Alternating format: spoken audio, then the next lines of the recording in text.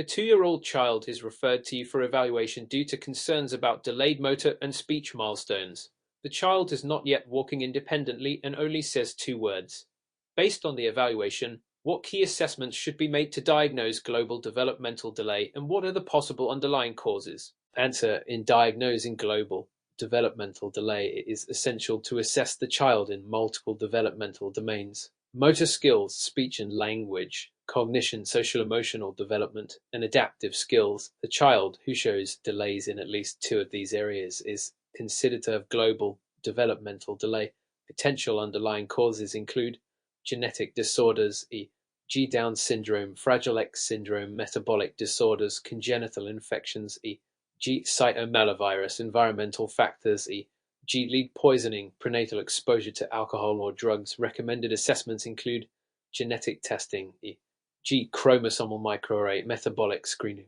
Brain imaging, e.g. MRI to evaluate for structural abnormalities. Audiological and ophthalmologic evaluations. Treatment typically involves early intervention services, including physical, occupational, and speech therapy. Referral to a developmental pediatrician or neurologist may be necessary for further evaluation. A 7-year-old boy presents with difficulty focusing in school, restlessness, and impulsive behavior. After thorough evaluation, he is diagnosed with ADHD. What are the most evidence-based management strategies for ADHD, and what are the relevant guidelines for pharmacological treatment? Answer: the most effective management strategies for ADHD include a combination of behavioral therapy and pharmacological treatment.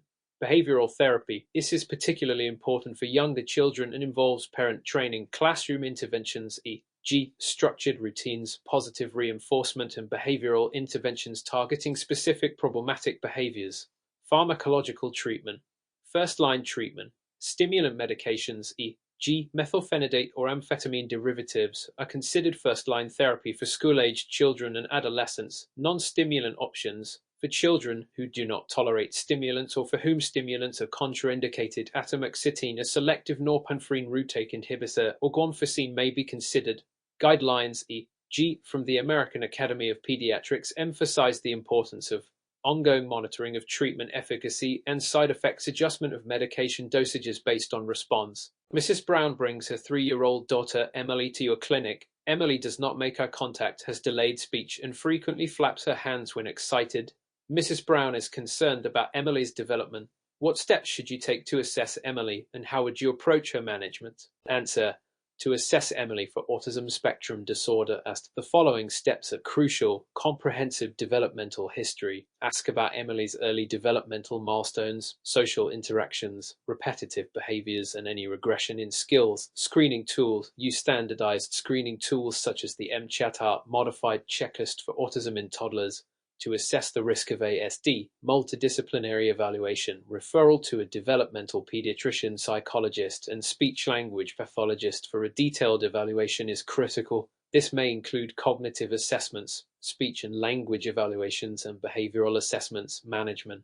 Early intervention. Initiating early interventions such as applied behavior analysis, the BAP. Speech therapy and occupational therapy is key. Evidence shows that early intensive intervention improves long-term outcomes for children with ASD. Parental support and education. Providing resources and support to the family is essential.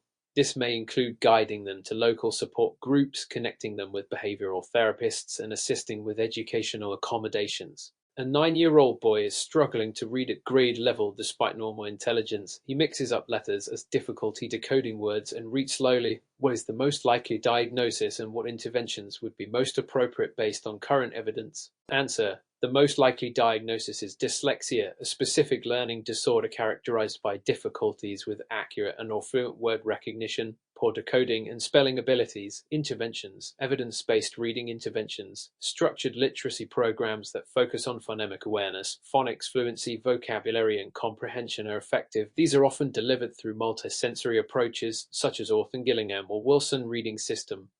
Accommodations in the classroom. These may include extra time on tests, access to audiobooks, and reduced reading load. Ongoing support. Dyslexia is a lifelong condition, but with the right support, children can learn to read effectively and manage their challenges. Guidelines from the International Dyslexia Association support the use of structured literacy programs as the gold standard for treating dyslexia. What are the key diagnostic criteria for oppositional defiant disorder (OD) in children, and how does it differ from conduct disorder in terms of behavior and prognosis? Answer: ODD is characterized by a pattern of angry, irritable mood, argumentative or defiant behavior, and vindictiveness lasting at least 6 months. It must occur during interactions with at least one individual who is not a sibling. Key differences from conduct disorder (CD). ODD does not involve serious violations of societal norms or the rights of others, e.g., aggression toward people, animals, theft, destruction of property, which are seen in conduct disorder. Children with ODD may outgrow the disorder with proper interventions, such as parent management training and behavior therapy. In contrast, CD often has a worse prognosis and may progress to antisocial personality disorder in adulthood. Guidelines: the DSM-5 provides specific criteria for both disorders, and treatment often involves family-centered behavioral therapies. What are the best practices for managing temper tantrums in toddlers, and when should a pediatrician become concerned that these behaviors are indicative of a more serious underlying issue? Answer: best practices for managing temper tantrums include consistency in rules and limits. Parents should consistently enforce boundaries and avoid giving in to tantrums. Positive reinforcement, rewarding positive behaviors and ignoring mild tantrums can help reduce their frequency. Timeouts. These can be effective for short periods after aggressive or destructive behavior. Pediatricians should be concerned if tantrums are frequent, severe, and persist beyond 5 years of age. The child shows self-harm or aggression toward others. The child is not developing appropriate social or language skills. If these red flags are present, it may indicate an underlying disorder such as ADHD, ASD, or ODD. A 10-year-old girl has difficulty with handwriting, struggles to organize her thoughts on paper, and avoids written assignments. What is the most likely diagnosis, and what interventions are recommended for this condition? Answer: the most likely diagnosis is dysgraphia, a learning disorder affecting written expression. Interventions: occupational therapy to improve fine motor skills and handwriting techniques. Assistive technology, such as speech-to-text programs or keyboard use to reduce the burden of writing. Structured writing programs. These help children organize their thoughts and improve written expression. Dysgraphia often coexists with other learning disorders like dyslexia, so a comprehensive evaluation is essential. What are the key physical and hormonal changes associated with puberty and adolescence, and how does Tanner staging help assess these changes? Answer: puberty is characterized by a series of physical and hormonal changes initiated by the hypothalamic pituitary gonadal (HEG) axis. The key physical changes include increased height, growth spurt. The growth spurt is typically earlier in girls than in boys. Development of secondary sexual characteristics in males. This includes testicular enlargement, pubic hair development, and voice deepening. In females, it includes breast development, the lush, and the onset of menstruation menarche, increased androgen and estrogen production. In males, this leads to increased muscle mass, and in females, it promotes fat distribution to the hips and breasts. Tanner staging. Tanner staging categorizes physical development based on secondary sexual characteristics. There are 5 Tanner stages. Tanner stage 1, prepubertal stage, no visible changes. Tanner stage 2, earliest signs of puberty, breast buds in females, testicular enlargement in males. Tanner stage 3, growth of pubic hair and further enlargement of genitalia. Tanner stage 4, continued growth of pubic hair, and in girls, breast contouring. Tanner stage 5, full adult physical development. Clinical relevance. Tanner staging helps healthcare providers assess whether puberty is occurring normally or if there are delays or precocious development. Deviations from normal development patterns may indicate endocrine or other underlying health issues such as hypothyroidism or central precocious puberty. Explain the psychosocial development of adolescents according to Erik Erikson's stages and its implications on their behavior. Answer: Erik Erikson's theory of psychosocial development places adolescents in their identity versus role confusion stage. During this stage, ages 1 to 18 individuals grapple with their sense of identity and try to define who they are and their place in society. Key aspects include identity formation. Adolescents explore different roles, beliefs, and values to form a personal identity. This can involve experimenting with different peer groups, ideologies, and career paths. Role confusion. If adolescents fail to establish a clear identity, they may experience confusion about their future roles and their place in society. Peer relationships. Peer influence is crucial as adolescents seek approval and validation from their social groups. Independence. Adolescents also seek independence from parents and caregivers, which can lead to conflict but is a normal part of development. Clinical relevance. Healthcare providers should understand that adolescents may struggle with self-esteem, body image, and identity, and this may manifest in risk-taking behaviors such as experimenting with substances or early sexual activity. Mr. Sanchez is a 17-year-old male presenting with persistent fatigue, shortness of breath, and recent weight loss. Upon further questioning, Mr. Sanchez admits to being very concerned about his weight, stating that he skips meals regularly and engages in rigorous exercise daily. What is the most likely diagnosis and what should be the initial steps in managing this patient? Answer. The most likely diagnosis for Mr. Sanchez is anorexia nervosa. Anorexia nervosa is an eating disorder characterized by significant weight loss or failure to maintain a minimally normal weight, distorted body image, and an intense fear of gaining weight. Behavioral symptoms such as food restriction, excessive exercise, and preoccupation with weight. Initial management. Medical evaluation. A full physical examination is essential to assess the medical complications of malnutrition, such as bradycardia, electrolyte imbalances, and orthostatic hypotension. Lab tests should include electrolyte levels, liver and kidney function, and a CG, nutritional support. Early involvement of a nutritionist or dietitian to establish a safe refeeding plan is critical. Sudden refeeding can result in refeeding syndrome, a potentially fatal condition. Psychological support. Cognitive behavioral therapy (CBT) is the most evidence-based approach for treating anorexia nervosa. Involving a mental health specialist is crucial to address the underlying psychological issues contributing to the eating disorder. Family involvement. Family-based treatment (FBT) may be particularly effective in adolescent patients as it focuses on empowering families to support recovery. What are the most effective contraceptive methods for sexually active adolescents, and what are the benefits of long-acting reversible contraceptives (LARCs)? Answer. The most effective contraceptive methods for sexually active adolescents are long-acting reversible contraceptives (LARCs), which include intrauterine devices, IUDs, and contraceptive implants. These methods are over 99% effective and have several benefits. Ease of use. Once inserted, LARCs require no daily action, reducing the likelihood of user error. Miss pills, long-lasting. LARCs can provide contraception for 3-10 years depending on the type. Reversible. Fertility returns immediately after removal, making these methods fully reversible. Other methods, such as oral contraceptives, patches, and rings, are also effective but rely more on consistent use, making them more prone to failure in adolescents who may struggle with adherence. Clinical relevance. For adolescents, LARCs are often recommended because they are effective, require less maintenance, and have high continuation rates. Healthcare providers should ensure that adolescents are counseled on the risks and benefits of each method and receive non-judgmental care to encourage adherence to contraception. Describe the diagnostic criteria and treatment strategies for polycystic ovary syndrome (PCOS) in adolescents. Answer. Diagnostic criteria for PCOS in adolescents. PCOS is diagnosed using the Rotterdam criteria, which requires two of the following three conditions: oligo or anovulation, irregular or absent menstrual periods, hyperandrogenism. Clinical signs: hirsutism, acne, or biochemical evidence of elevated androgen levels, polycystic ovaries on ultrasound, presence of 12 or more follicles in each ovary measuring 2-9 mm in diameter or increased ovarian volume. Treatment strategies. Lifestyle modifications, weight management through diet and exercise is the first-line treatment, as many adolescents with PCOS are overweight or obese, which exacerbates the condition. Hormonal treatments. Combined oral contraceptives are used to regulate menstrual cycles, reduce androgen levels, and improve acne and hirsutism. Insulin sensitizers. Metformin is often prescribed for its role in improving insulin resistance, which is a common feature of PCOS. Anti-androgens. Spironolactone may be added to treat hirsutism and acne if oral contraceptives are insufficient. Mr. Thompson is concerned about his 12-year-old son, Daniel, who has been caught vandalizing property, bullying peers, and lying about his whereabouts. Daniel has a history of stealing and getting into fights at school.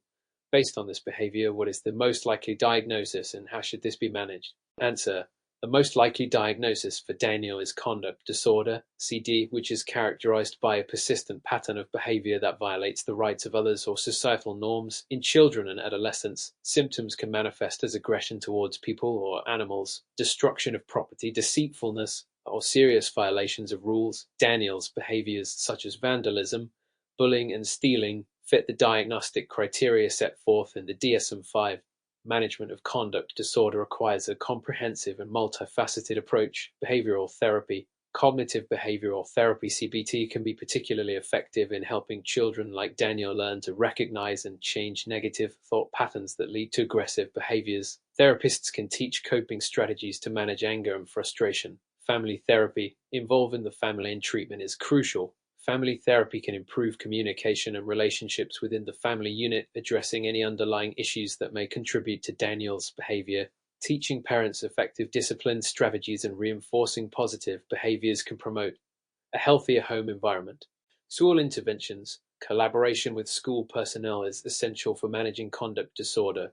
Teachers can implement individualized behavior plans, provide positive reinforcement for desired behaviors, and create a structured and supportive classroom environment. Medication. In some cases, medication may be indicated, especially if there are coexisting conditions such as ADHD or mood disorders. However, medication is generally considered a secondary option to behavioral interventions. Early intervention is critical as conduct disorder can lead to serious long-term consequences, including antisocial personality disorder in adulthood. By implementing a comprehensive treatment plan, the goal is to reduce problematic behaviors and help Daniel develop more adaptive skills, leading to improved social interactions and academic success. A 4-year-old child, Emily, has been identified as having significant speech delays and struggles with fine motor skills. What key factors should be assessed to understand her specific developmental delays, and what interventions could be beneficial for her? Answer: when assessing Emily for specific developmental delays, a comprehensive evaluation is essential. Key factors to consider include developmental milestones. Reviewing Emily's achievement of developmental milestones in speech, language, and fine motor skills is critical. Typically, by age 4, children should be able to speak in sentences of 4 or 5 words, recognize and name colors, and begin to use scissors. Delays in these areas should prompt further investigation. Family history. Exploring any familial patterns of developmental delays can provide insights. Genetic predispositions can play a significant role in language and motor skill development, so understanding the family background can aid in determining the likelihood of persistent challenges. Environmental factors. Examining Emily's home environment is vital. Factors such as parental engagement, socioeconomic status, and access to early childhood education can significantly influence developmental outcomes. Cultural considerations. Cultural background can influence language development expectations. Assessors must consider the child's primary language and any cultural factors affecting communication.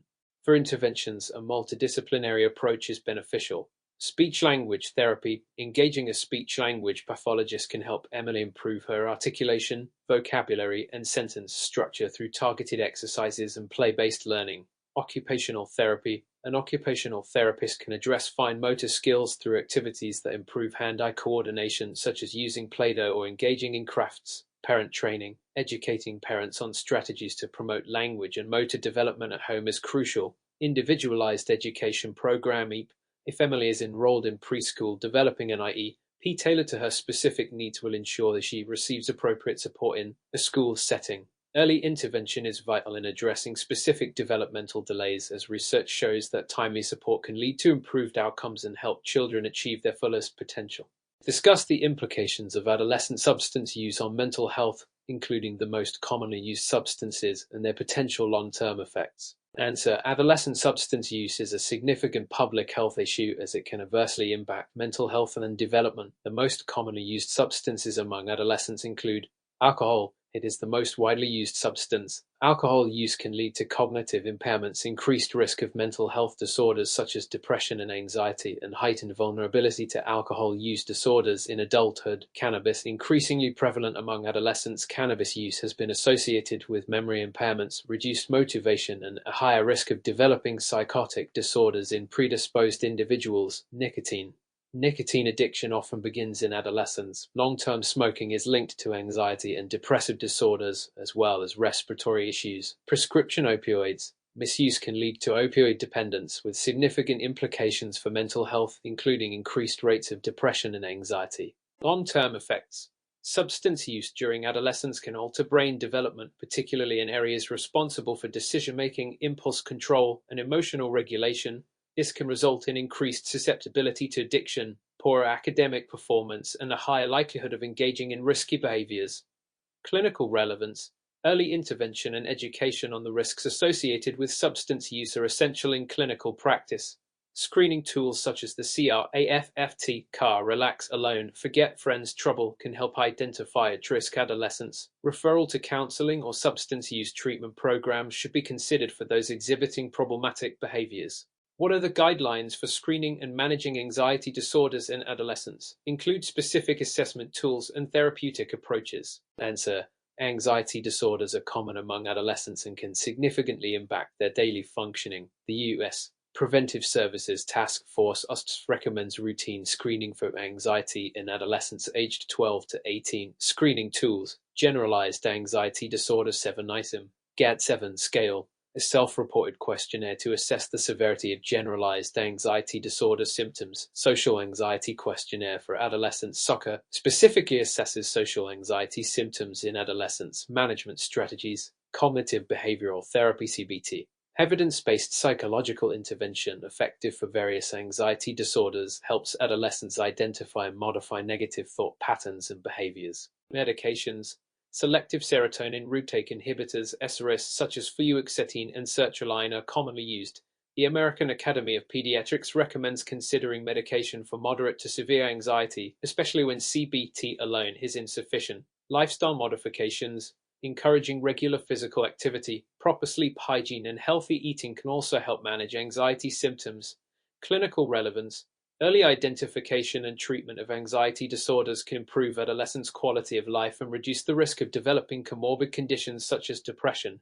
Collaborative care involving the adolescent, family, and healthcare providers enhances treatment adherence and efficacy. Explain the challenges associated with adolescent sexual health education, including key components that should be included in a comprehensive program. Answer. Adolescent sexual health education faces numerous challenges, including cultural stigma, misinformation, and varying community standards. A comprehensive program should include the following key components: anatomy and physiology, understanding the male and female reproductive systems, menstrual cycle and reproductive health, contraception and STI prevention, education on various contraceptive methods, their effectiveness, and how to prevent sexually transmitted infections, STIs including proper condom usage, consent and healthy relationships, emphasizing the importance of consent, mutual respect, and communication in relationships. Emotional aspects of sexuality, addressing the emotional dimensions of sexual relationships, including self-esteem, body image, and the impact of peer pressure, sexual orientation, and gender identity, providing information on ETQ issues and promoting inclusivity in discussions. What are the considerations and guidelines for managing adolescent depression, including risk factors and treatment modalities? Answer. Adolescent depression is a significant concern, with risk factors including a family history of mood disorders, trauma, substance use, and chronic illness. Management guidelines. Screening. The USPSTF recommends screening for major depressive disorder (MDD) in adolescents aged 1 to 18 using validated tools such as the Patient Health Questionnaire IP8Q9 risk assessment. Providers should assess for suicide risk, particularly in adolescents with severe depression, previous suicide attempts, or co-occurring substance use. Treatment modalities. Psychotherapy, cognitive behavioral therapy (CBT) is effective for mild to moderate depression. Interpersonal therapy, it can also be beneficial. Pharmacotherapy, antidepressants, particularly SRS, are recommended for moderate to severe depression.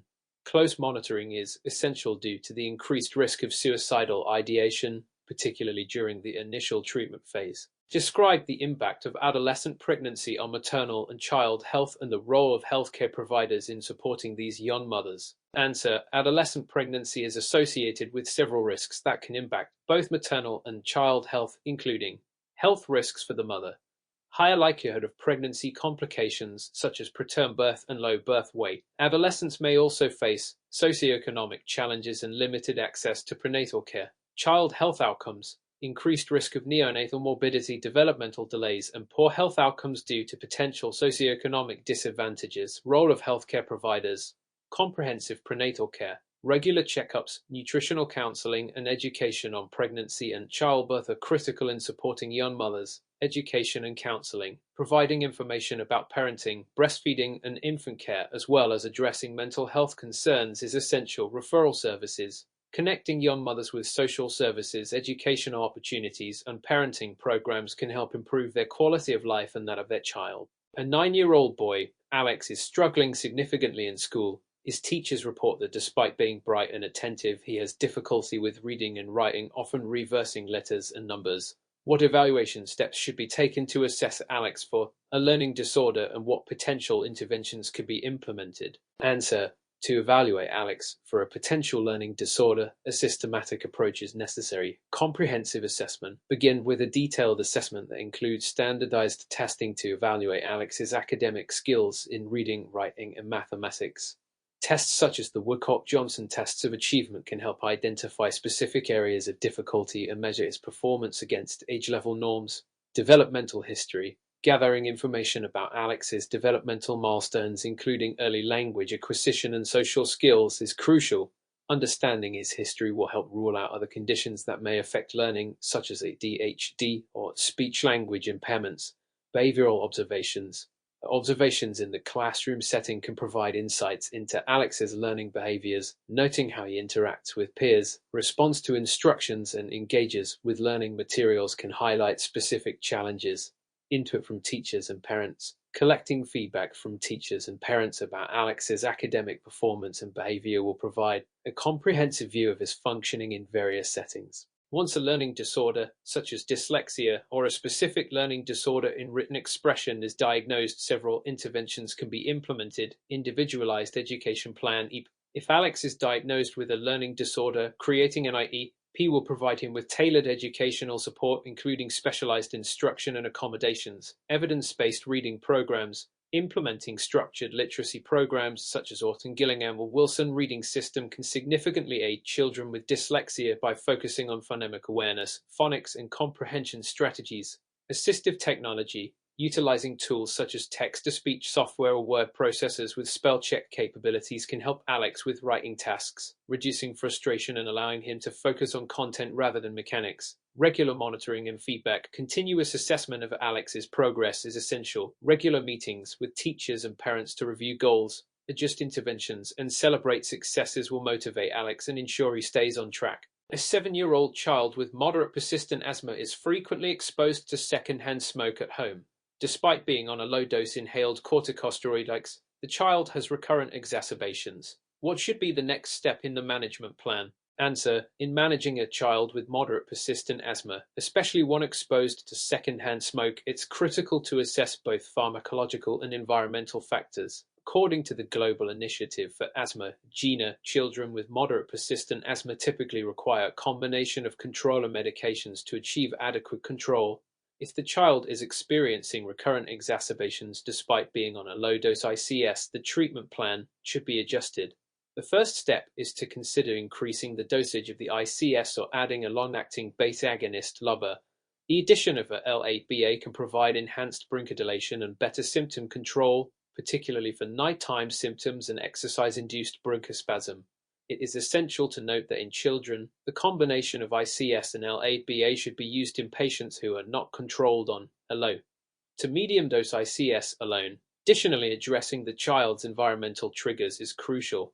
Exposure to secondhand smoke is a significant risk factor for asthma exacerbations and should be minimized.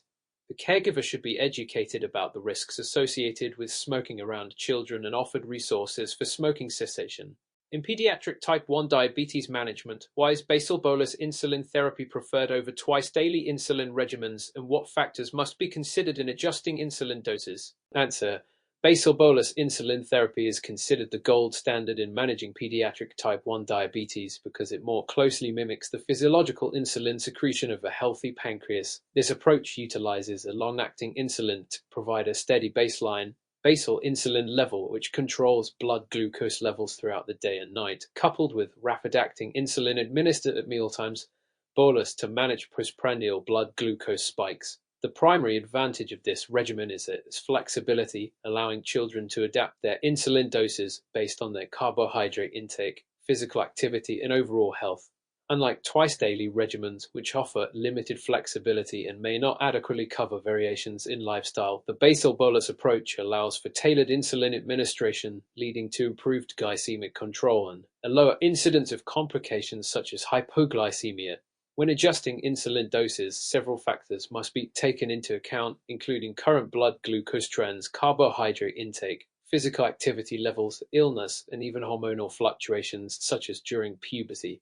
Careful monitoring of blood glucose levels is essential, particularly at times of significant change in activity or dietary habits. The use of continuous glucose monitors (EGMs) can assist in tracking these fluctuations, allowing for more precise adjustments. Ella, a 12-year-old girl, presents with chronic abdominal pain, diarrhea, and weight loss. Serologic testing reveals positive tissue transglutaminase antibodies, and a small bowel biopsy confirms celiac disease. Ella's family struggles with the transition to a gluten-free diet due to limited resources and understanding. What should the healthcare provider do to support Ella and her family? Answer: in this scenario, it is vital for the healthcare provider to offer comprehensive support to Ella and her family as they transition to managing celiac disease. The cornerstone of treatment for celiac disease is adherence to a strict gluten-free diet, which requires an understanding of which foods and ingredients contain gluten or protein found in wheat, barley, and rye. First, the provider should arrange a referral to a registered dietitian who specializes in celiac disease. The dietitian can provide personalized education on reading food labels, identifying safe foods, and meal planning that accommodates a gluten-free lifestyle. This educational support can help the family navigate their grocery shopping and meal preparation more effectively, ensuring Ella receives proper nutrition. Additionally, the healthcare provider should discuss the long-term implications of celiac disease if a gluten-free diet is not followed. This includes potential complications such as nutritional deficiencies, osteoporosis, and increased risk for gastrointestinal cancers. Regular follow-up appointments should be scheduled to monitor Ella's growth, nutritional status, and any persistent symptoms. Laboratory tests can be repeated to check for the normalization of serological markers, which indicate the effectiveness of the gluten-free diet. 3-month-old infant is diagnosed with a ventricular septal defect (VSD) and presents with failure to thrive and increased work of breathing. What are the key management strategies, and when might surgical intervention be indicated? Answer: ventricular septal defect (VSD) is one of the most common congenital heart defects, characterized by an abnormal opening in the ventricular septum that can lead to significant hemodynamic changes. In infants with moderate to large VSDs, increased pulmonary blood flow can result in congestive heart failure, as evidenced by failure to thrive and respiratory distress. Management strategies for infants with VSD include both medical and surgical approaches. Initially, medical management focuses on controlling heart failure symptoms. This may involve the use of diuretics to reduce fluid overload, angiotensin-converting enzyme ACE inhibitors to decrease afterload, and in some cases, beta blockers to improve cardiac output. Nutritional support is critical, as many affected infants struggle with feeding due to increased energy expenditure. High-calorie formula may be recommended to facilitate weight gain. Surgical intervention is typically indicated in cases where medical management fails to achieve adequate growth or symptom control. The timing for surgery often depends on the size of the defect and the presence of symptoms. Current guidelines suggest considering surgical closure for significant VSDs in infants by 6 months of age, especially if they exhibit signs of heart failure or poor weight gain. Surgical options include patch closure of the defect, which can be performed via open heart surgery. A 9-year-old boy experiences his first seizure, characterized by brief loss of consciousness and rhythmic jerking of the arms. What steps should be taken for the diagnosis and initial management of this patient's condition? Answer: the management of a newly diagnosed case of epilepsy begins with a comprehensive evaluation to confirm the diagnosis and to determine the appropriate treatment plan. In this scenario, the first step involves obtaining a detailed clinical history, including the description of the seizure, any associated symptoms, and potential triggers. It is essential to document the episode, including its duration, postictal state, and any preceding events that may have contributed to the seizure. Following the clinical assessment, the physician should order an electroencephalogram to assess the brain's electrical activity. The EEG is a crucial tool for diagnosing epilepsy, as it can reveal characteristic patterns of seizure activity, particularly if performed shortly after the seizure. Neuroimaging such as magnetic resonance imaging (MRI) or computed tomography (CT) is also recommended to rule out structural abnormalities or lesions in the brain that may be responsible for the seizures. Initial management typically involves the initiation of antiepileptic drugs (EEDs). The choice of AED depends on several factors, including the type of seizure, the patient's age, and potential side effects. For generalized seizures like the one described, common first-line agents include levetiracetam, valproate, or lamotrigine. It is crucial to involve the family in the treatment plan by discussing the importance of medication adherence, potential side effects, and the need for regular follow-up to monitor seizure control and adjust medication dosages as necessary. Educating the family about seizure first aid, lifestyle modifications, and the potential psychosocial impact of epilepsy is also an essential component of comprehensive care. Liam, a 6-year-old boy, presents with persistent joint pain and swelling, particularly in the knees and wrists. His mother reports morning stiffness lasting more than 30 minutes. After thorough evaluation, he is diagnosed with oligoarticular juvenile idiopathic arthritis (GIA). What management strategies should the healthcare provider implement to optimize Liam's care? Answer: in managing oligoarticular juvenile idiopathic arthritis (GIA), the healthcare provider must focus on alleviating symptoms, preserving joint function, and minimizing the risk of long-term complications. Given that Liam is presenting with joint pain, swelling, and morning stiffness, a comprehensive treatment plan should begin with a thorough assessment and a multidisciplinary approach involving pediatric rheumatologists, physical therapists, and occupational therapists. First-line treatment for JIA often includes non-steroidal anti-inflammatory drugs, NSAIDs, to relieve pain and reduce inflammation. Medications such as ibuprofen or naproxen can be prescribed, with careful consideration of dosing according to Liam's weight. If NSAIDs alone are insufficient, corticosteroids may be introduced to provide rapid relief of inflammation, particularly in cases of significant swelling and discomfort. Physical therapy is also a crucial component of care. A tailored exercise program can help maintain joint mobility and strength while minimizing the risk of contractures. Occupational therapy may assist Liam in adapting daily activities to reduce strain on affected joints. If Liam's condition does not improve or if he experiences persistent disease activity despite initial treatment, disease-modifying antirheumatic drugs, DMARDs, such as methotrexate, may be indicated. This will require regular monitoring for potential side effects and adjustments based on response to therapy. Regular follow-up appointments should be scheduled to assess disease activity, monitor growth and development, and make necessary adjustments to the treatment plan. Educating Liam and his family about the nature of JIA, the importance of adherence to treatment, and lifestyle modifications will empower them in managing his condition effectively. A 10-year-old girl presents with fatigue and pallor. Laboratory tests reveal microcytic anemia with low serum ferritin and elevated total iron binding capacity (TIC).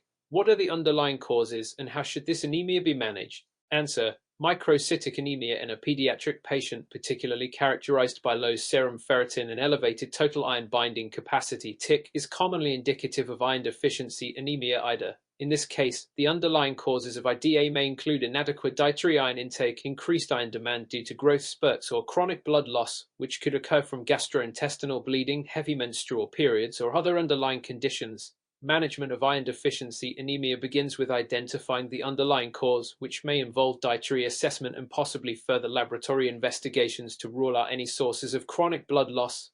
The cornerstone of treatment for IDA is iron supplementation. Oral iron preparations, such as ferrous sulfate, are typically prescribed. The usual dosage for children is around 3–6 mg of elemental iron per kilogram of body weight per day, divided into 2 or 3 doses. It is important to educate the patient and caregivers about the gastrointestinal side effects of iron supplementation, including constipation and dark stools.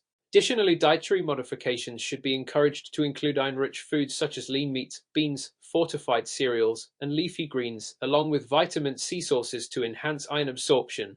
Follow-up laboratory tests should be scheduled to monitor response to treatment, typically within 4–6 weeks, focusing on hemoglobin levels and iron studies.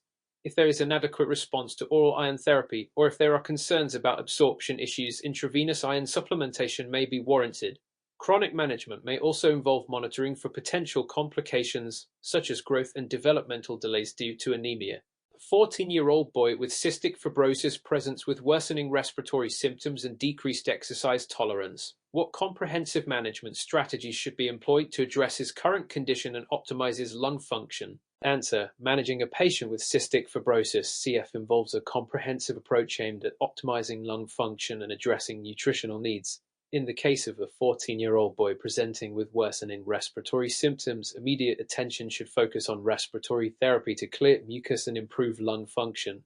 The initiation of airway clearance techniques, such as chest physiotherapy and the use of high-frequency chest wall oscillation devices, should be prioritized to help mobilize and expel mucus from the lungs. Nebulized therapies, including bronchodilators, e.g. albuterol, and mucolytics, e.g. Dornase alpha, can be used to facilitate mucus clearance and improve airflow. In addition, assessing the need for antibiotic therapy is crucial, particularly if there are signs of pulmonary exacerbation.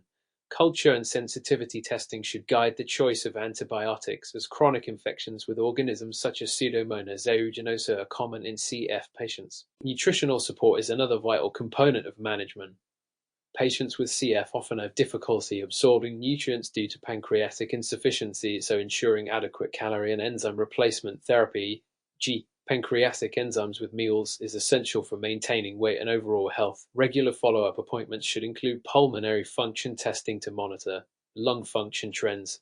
The healthcare team should also provide education on the importance of adherence to prescribed therapies and lifestyle modifications, including regular exercise and avoidance of respiratory infections. Multidisciplinary care, including collaboration with respiratory therapists, dietitians, and CF specialists, is key to optimizing the management of cystic fibrosis. A 6-year-old boy is diagnosed with nephrotic syndrome characterized by significant proteinuria and edema. What are the key components of the treatment plan, and how should the provider monitor for potential complications? The management of nephrotic syndrome in children primarily focuses on addressing symptoms, preventing complications, and treating underlying causes.